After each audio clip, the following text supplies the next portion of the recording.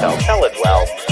Let this old marketing move. And now, for your listening pleasure, here's Pulizzi and Rose, covering the week of media, marketing, and digital content news. This Old Marketing. Take it away, boys.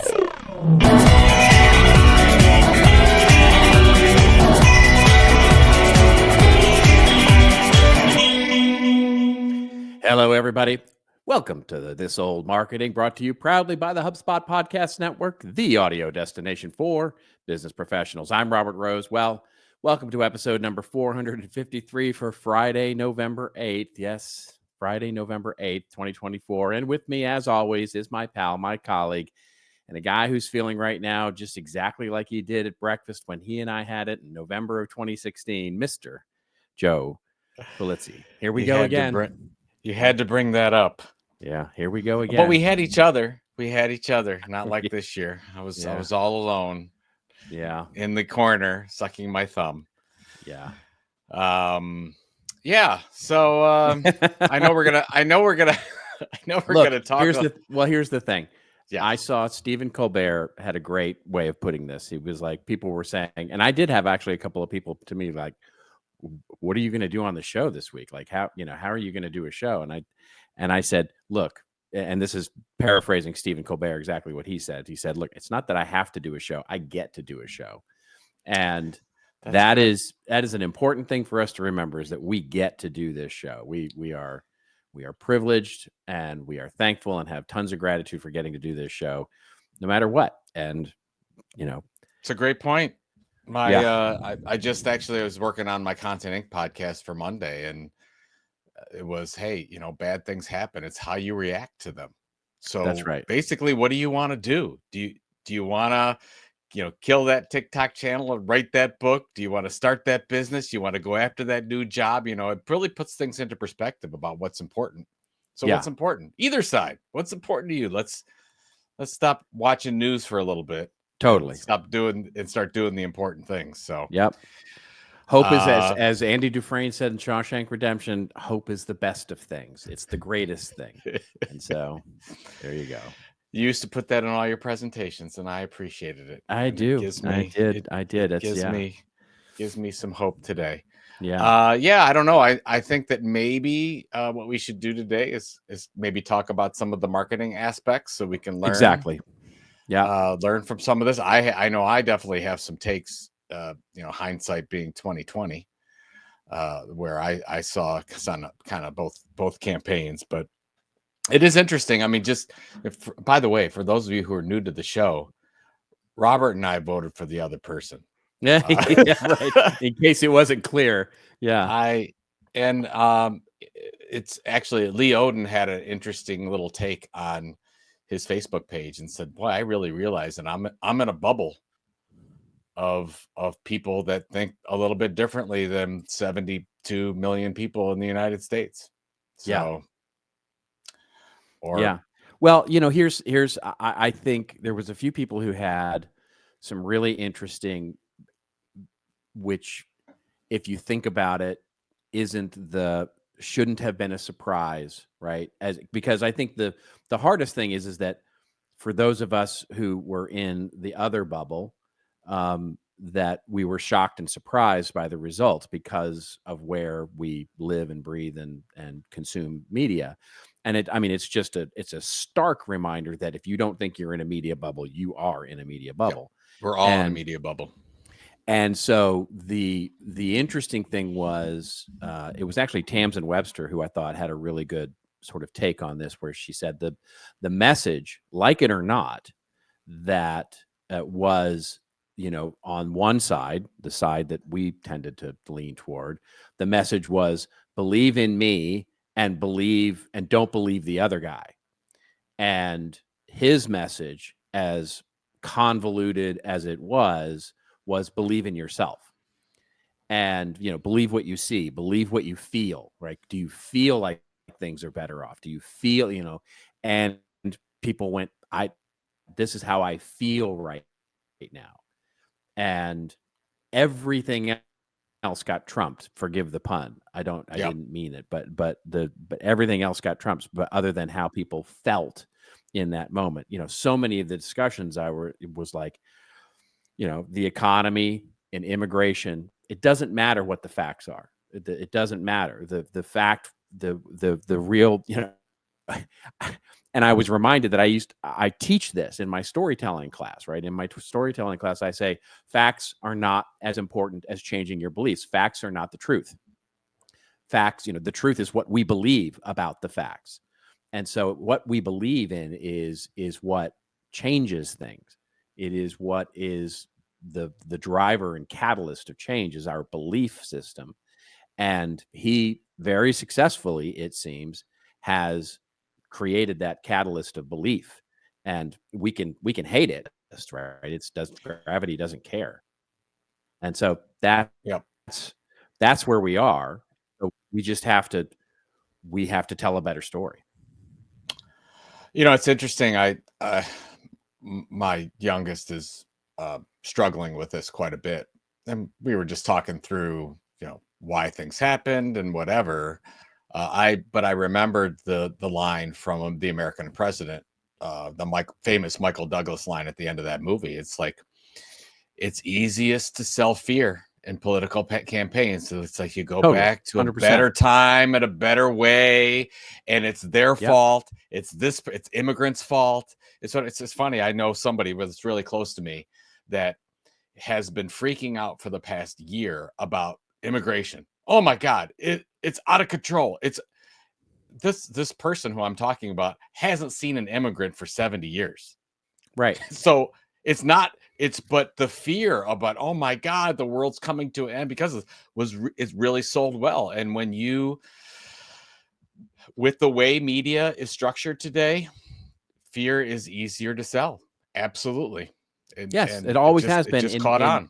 Yeah. In marketing and sales, it's the same way, right?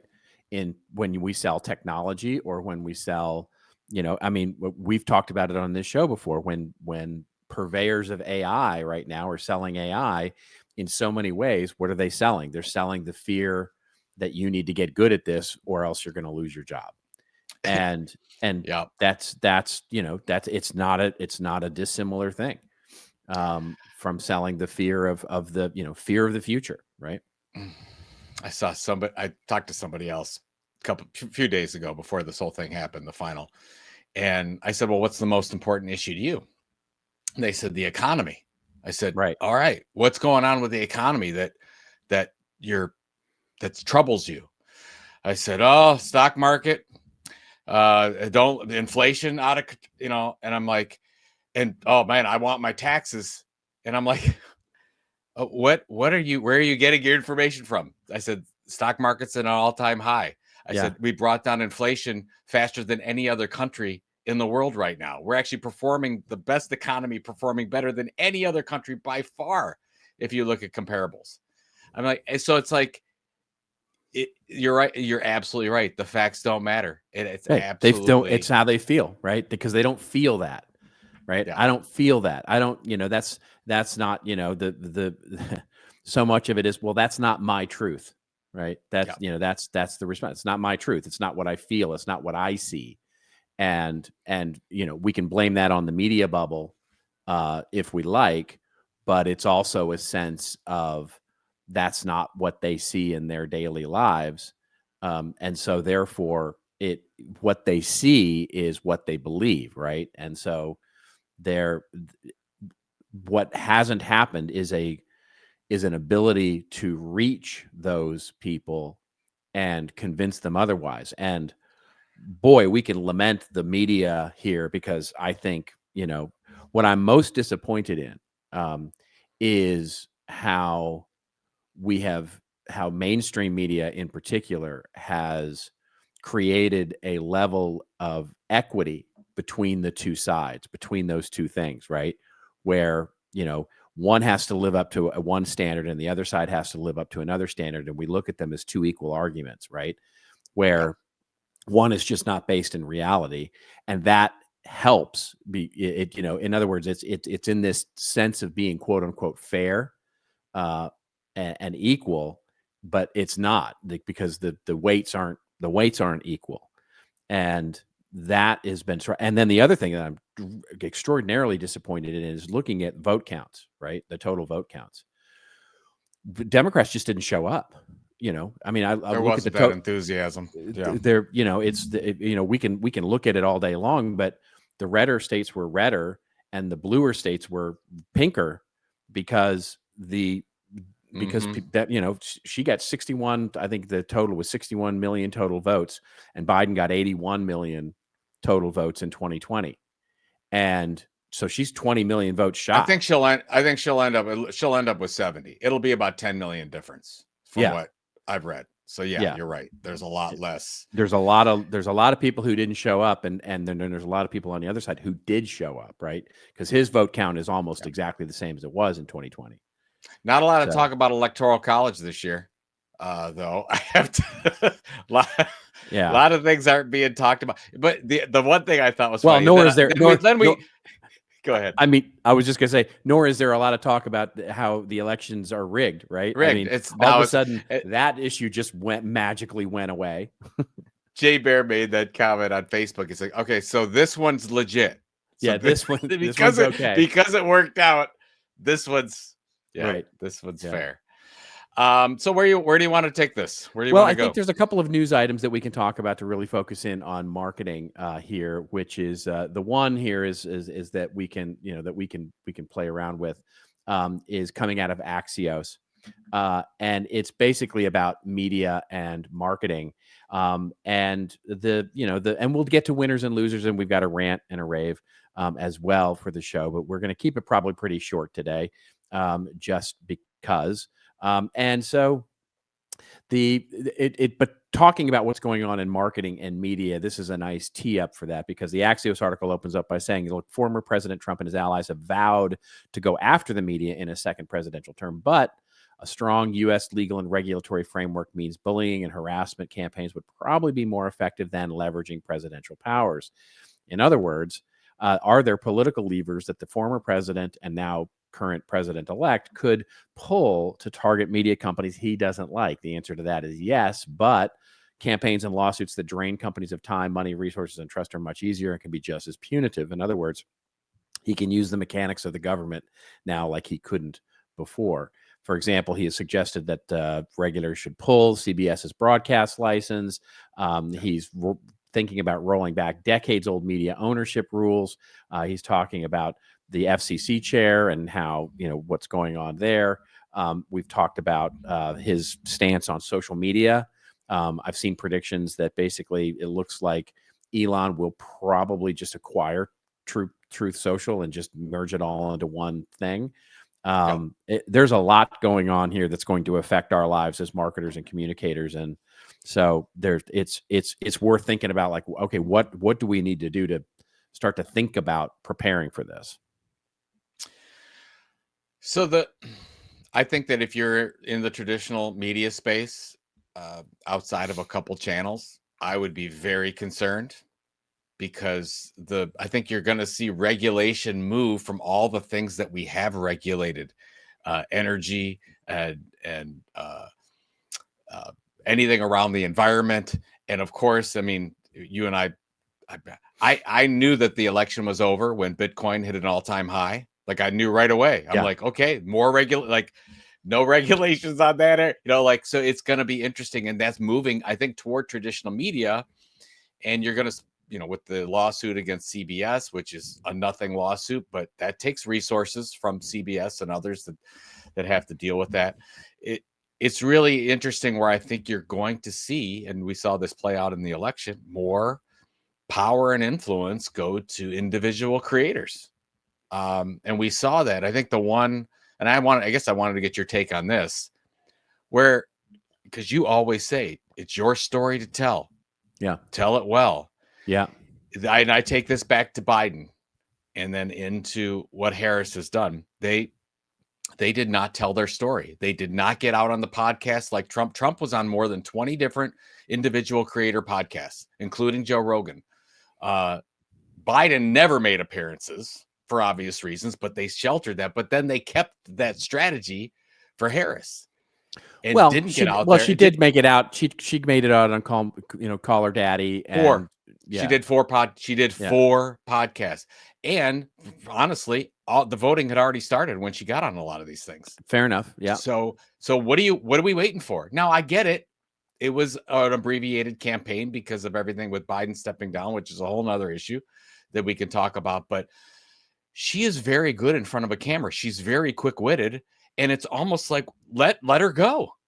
Let her go and have the opportunity to what was the one? Even the Fox interview, which is not a podcast interview. But when she did the Fox interview, it was very much like the campaign said, you got 30 minutes and we're only going to do this. And whereas when you have Donald Trump on, like, he'll just go as long. And for whether you like it or don't like it, he goes and he talks about all sorts of different things and takes his time and really talks to the interviewer.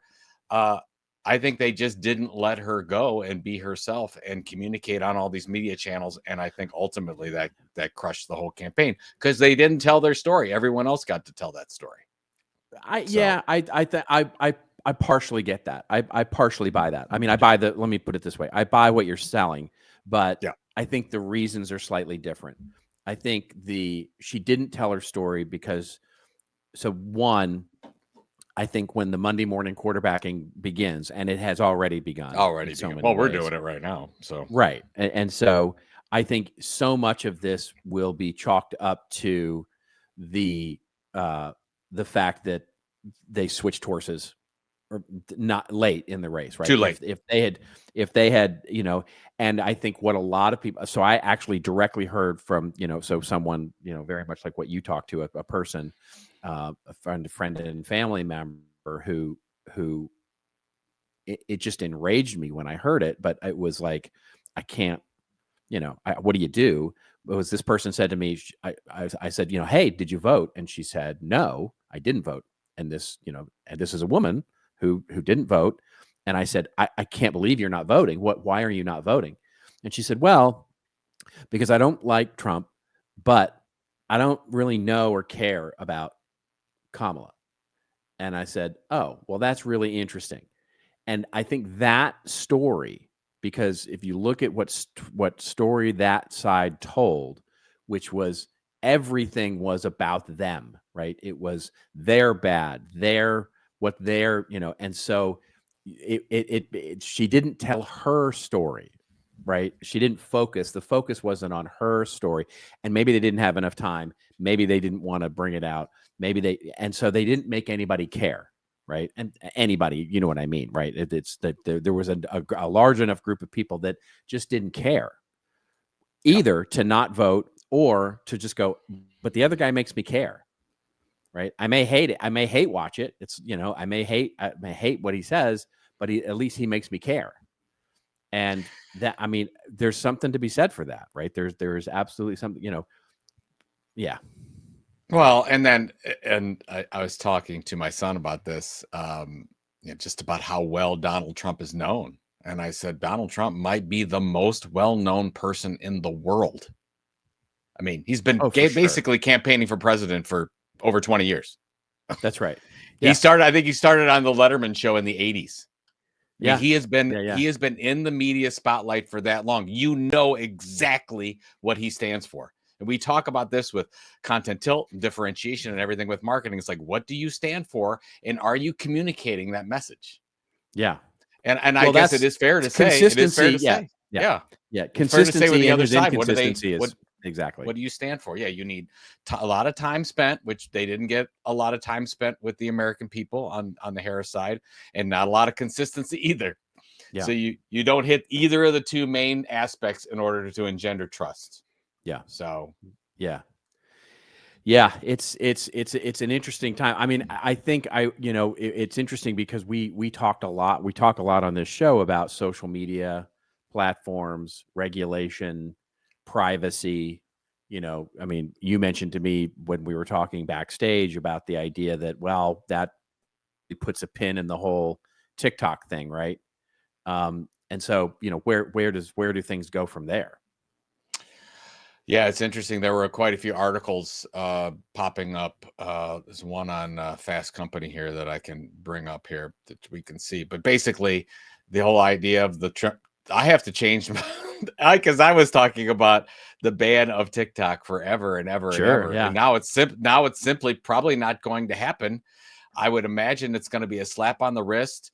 There's going to be something about this article actually contends that that most likely Trump will make some edict that it's not a foreign-owned entity, which you've made several times, because there are a lot of investors in the United States that are a part of ByteDance, which owns TikTok. So you could make the case that it's not foreign-owned. And then KKR, which is a portfolio of investments under them, and TikTok is one of them. KKR stock just took off yesterday. Oh, sure. Because they own a portion of TikTok. That's right. That's right. Well, as did, as you mentioned earlier, as did Bitcoin.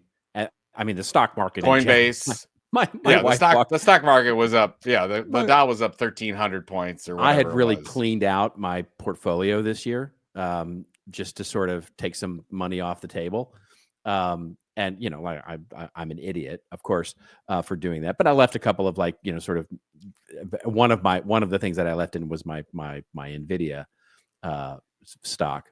Well, there you go. But well. Hold on. There is a punchline here. I had cleaned a lot of it out.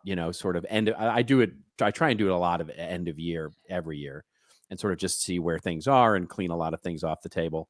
And so I had done that. My wife walked into my office yesterday and went, do we have, what's our stock portfolio look like right now? And I went, oh, well, we basically got Nvidia right now. And she goes, you might want to look at it. So I was like, oh, well, that was pleasant. So it's, the stock market loves, first of all, loves certainty. So I really believe that either side, as soon as the election was over and decided, the stock market would have been up. Totally. But because of the lack of regulation, Gary Gensler's going to get fired over everything that he's done against crypto regulations. So basically, Trump has said the first thing he would do is fire Gary Gensler. So of course, and Bitcoin takes off, and he's talking about a Bitcoin reserve. Lots of people are happy that have money today. Yeah, that's right. We'll see. That's right. We'll see. All right. Well, should we get to let's stop this nonsense. Let's maybe pay a couple of our own bills, and then come back and do some winners and losers. That sounds good. All right, let's do this now. So, you want to be a marketer? It's easy. You just have to score a ton of leads and figure out a way to turn them all into customers. Plus, manage a dozen channels, write 1 million blogs, and launch 100 campaigns all at once. When that's done, simply make your socials go viral and bring in record profits. No sweat. Okay, fine. It's a lot of sweat. But with HubSpot's AI-powered marketing tools, launching benchmark-breaking campaigns is easier than ever. Get started at HubSpot.com/marketers.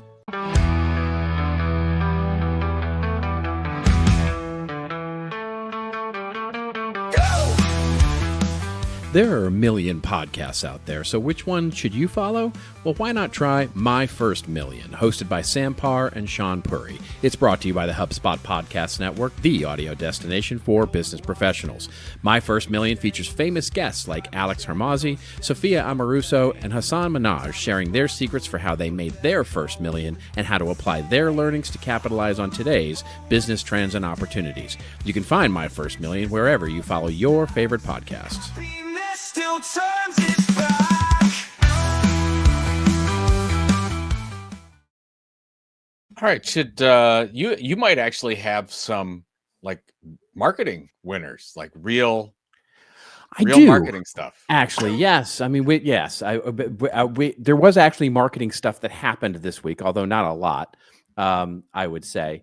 And this is the part of the show where we normally go off on a little bit of a winner or a little bit of a loser in the last week of marketing. And Joe and I pick one of those things. And so I will go first because I do have a marketing one.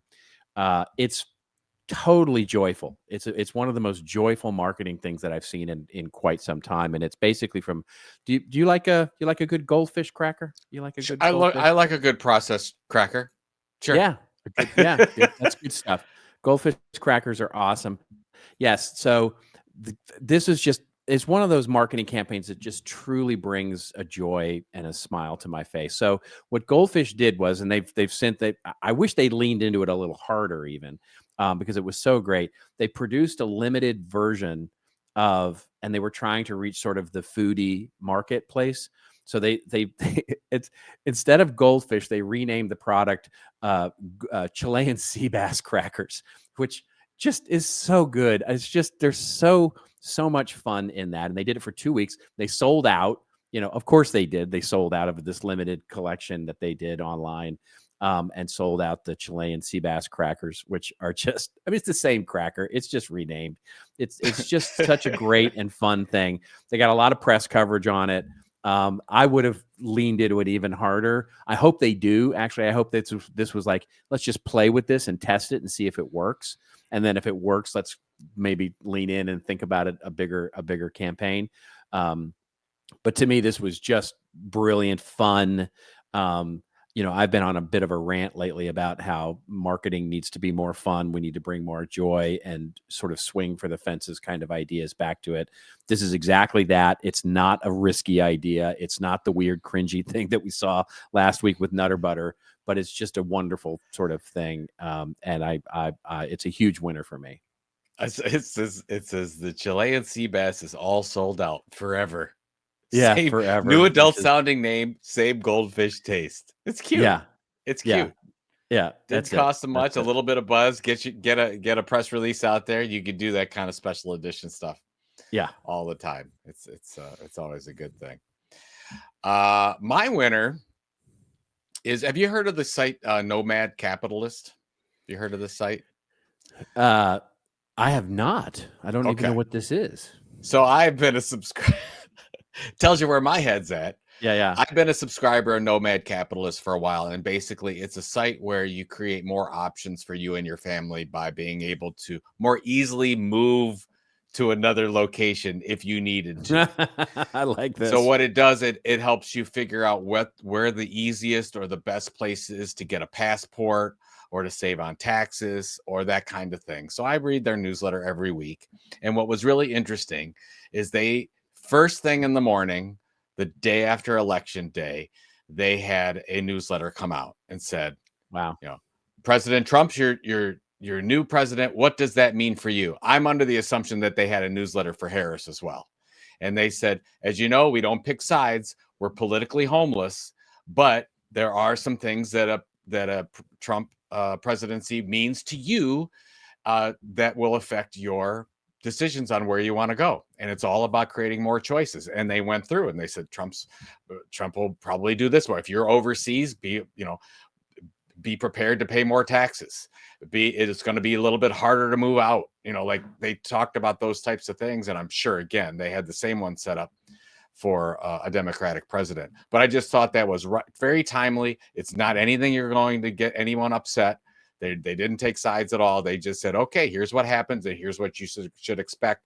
And every time they come out with this forward leaning, like they want to be the leading expert in helping a United States citizen create more opportunities for themselves. And they've been straight about that. And I just thought that was very, very good timing with, okay, here's what you should think about over the next few months because of what happened yesterday. So it was a good move. Yeah, I love it. I love it. All right. Well, let's do some then rants and raves, and get out of here. So this is where part of the show where your empirically proven favorite part of the show, as it turns out, where we go off on a little bit of a rant or a little bit of a rave that makes us feel like how we do right now, or how we would if. Oh, never mind. I'm just gonna stop. You're done. It's fine. We're like this. Yeah, this is it. It's tough. It's tough to get. Okay, here's what I'm going to say. Here's what I'm going to say, because my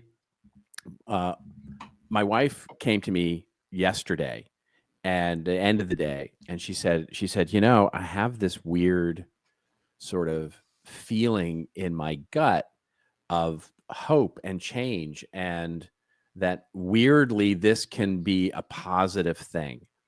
And I said, it might be. I said, it might.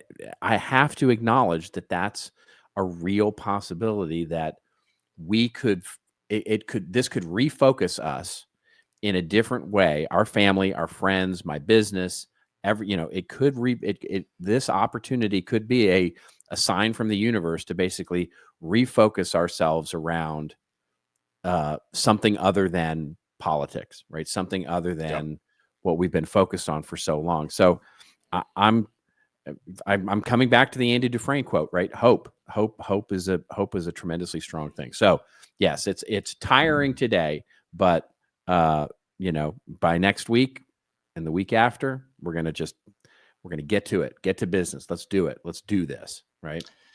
It's just to pile on to what you said. I just wrote an article on this because I was feeling bad. You're fired up.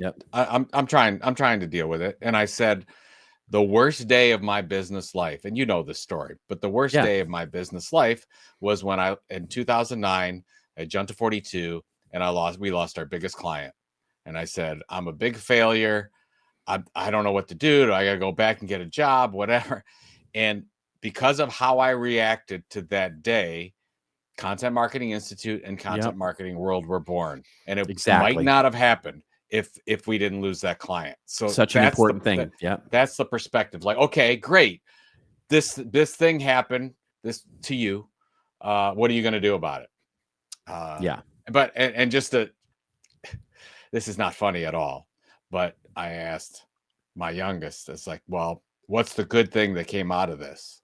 And he said, I think there'll be less domestic terrorism over the next 6 months. Oh my God. Yeah. He's not wrong. He's not wrong. He's not wrong. Hey, you haven't seen anything like that. It's like the Democrats don't have the guns. So I'm just kidding. Yeah. Again, we're a little levity here, both sides. It's okay. We can joke about this. Yeah, exactly. So, all right. So do you want to do yours first? Yeah, I'll do mine real quick. Well, one of the things that came out that has not gotten the press attention because of everything else going on was that OpenAI introduced ChatGPT Search, which is ostensibly a Google wannabe, right? It is what Perplexity is in so many ways, and it is also a direct shot across the bow of Google search.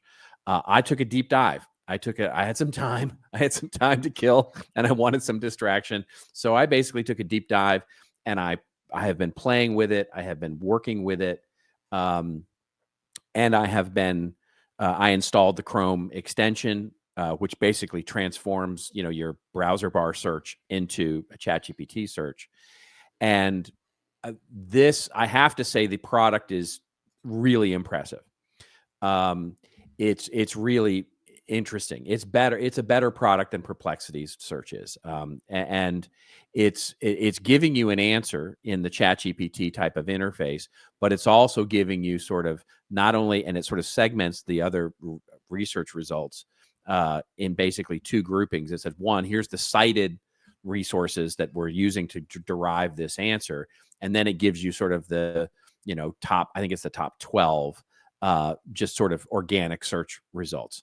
Now, currently, as I understand it, it's using primarily the Bing index for the obvious reason, because they've got the partnership with Microsoft. Yeah. So it's using the Bing index to do that. But interestingly, and I've done tests, the search results are different than you get on Bing. Generally speaking, same search result, same search query rather, and you get different results on Bing than you do ChatGPT. So they're doing something. They're doing something to affect the priority of the search results you're getting.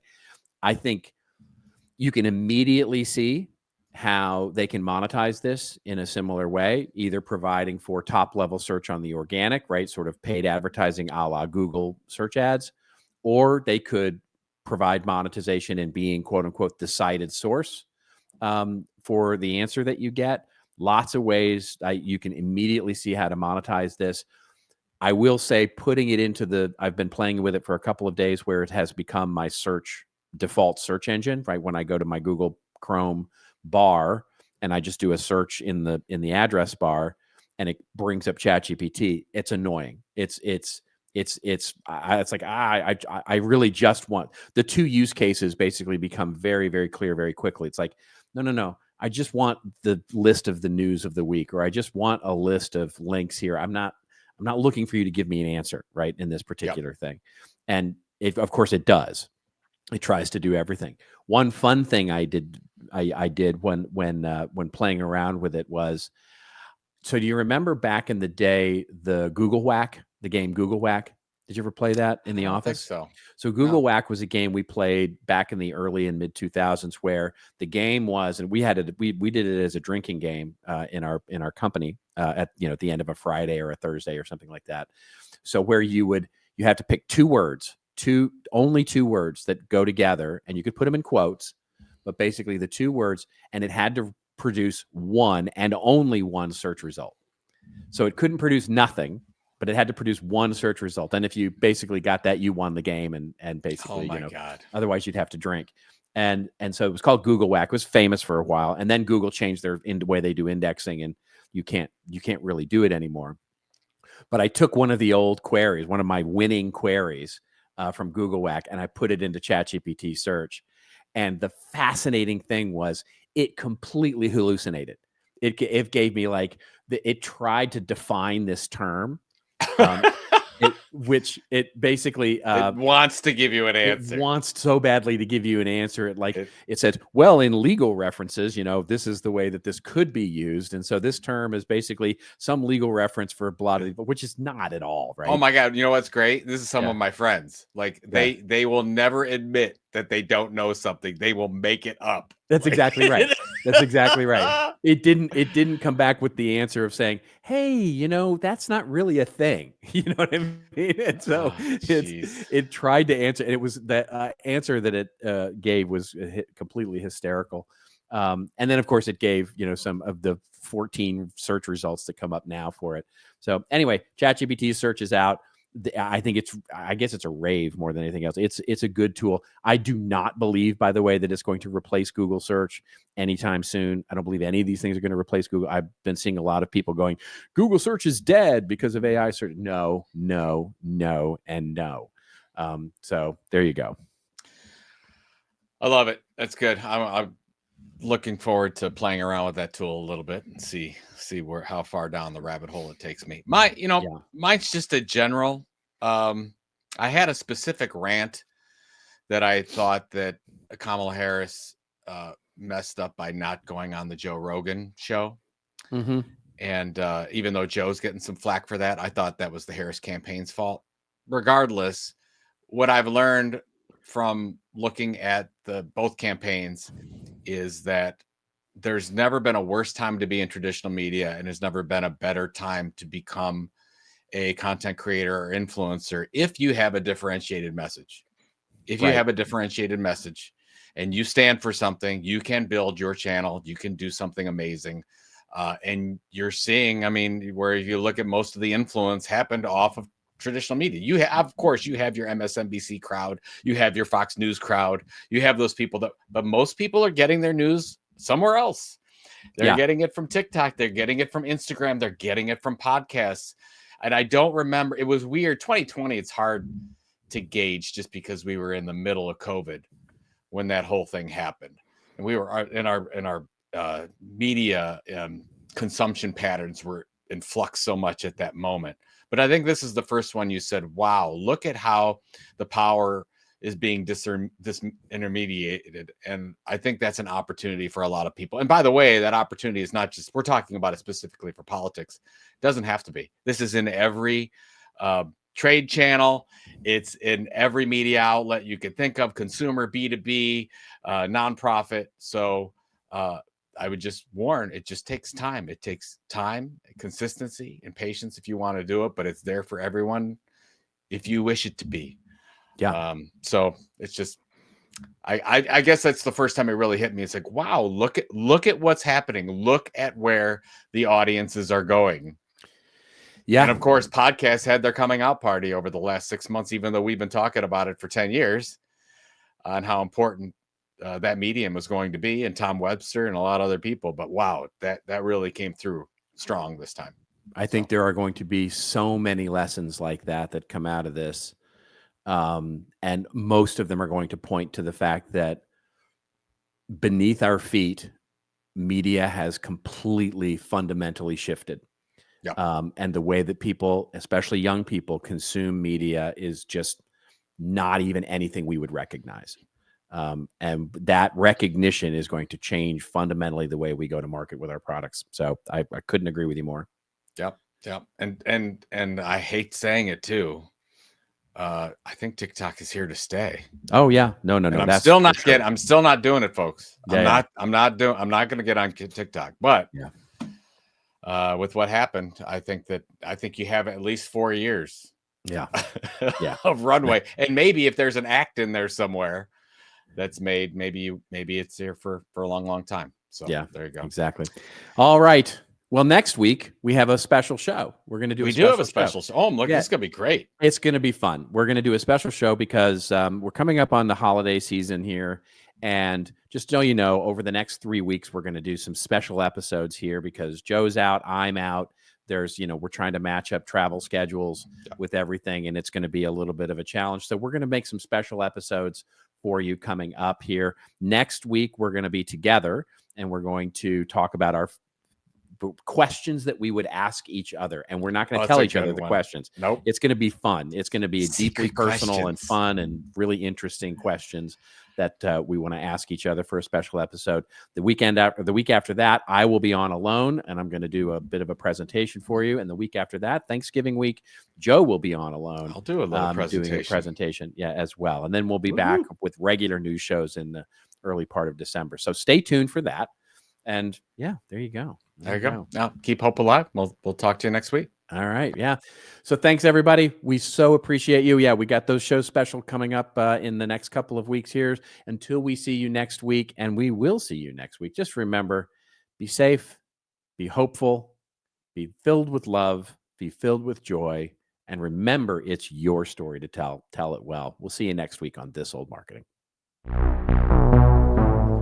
Hey, thanks a lot for making it this far in this week's episode, and thank you all for being a part of This Old Marketing. You can check out all the show notes of what we talked about today at thisoldmarketing.com, and it's also where you can leave us a review or a voicemail. We need those reviews and comments on whichever platform you follow us on. And if you haven't followed the podcast, please go do that and make sure you catch the latest and greatest episodes every Friday morning. We're on Apple and Spotify and all your other favorite podcatchers, of course, but we'd love it if you went over and subscribed to us on YouTube. That's right, YouTube. youtube.com/@thisoldmarketing. We'll see you again next week, folks, with another episode of This Old Marketing.